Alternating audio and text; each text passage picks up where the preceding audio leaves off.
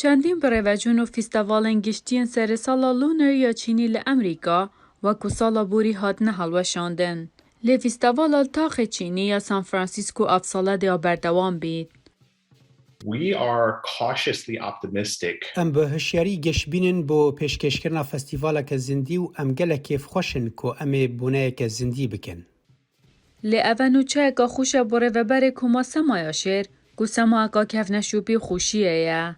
For us, it's a tradition. جبو ما اف کف نشوپیه که ام ده سالا نوده دکن وکی سرسالا امریکی که گلک جاران یارین آگرین دکن.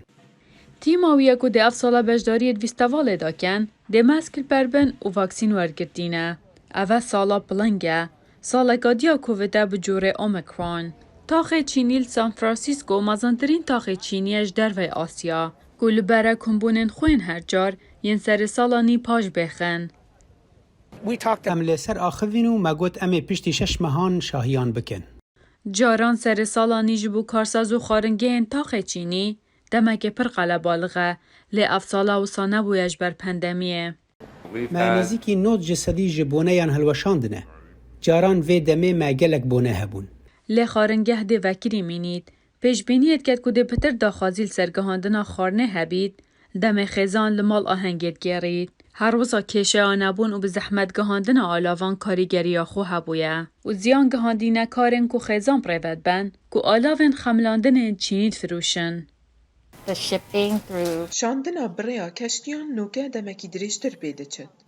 اوجی که بونه ده کلوپلن جشنه به تایبت ده خوارنه داده گد.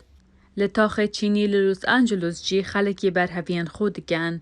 خلک دعا دکن جبو هبونا دمین باشتر ده سالا بلنگ دا.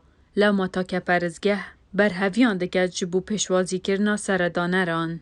گولانا بچیکا سایگان لباشور کالیفورنیا ده آمادن پشوازی سالا گیانه ورکی بگن که بویرکی و بهز هروسا بدر راقیت تناس گرن. ویتنامیم باکور ورجینیا رو برو سالگادیا سخت بن. هروسا همی بره چون لپایتخت والاتی جبر کووید هاتی نداخستن. و لشیناوه چند پروگرام دیل سر اونلاین درست گرینه.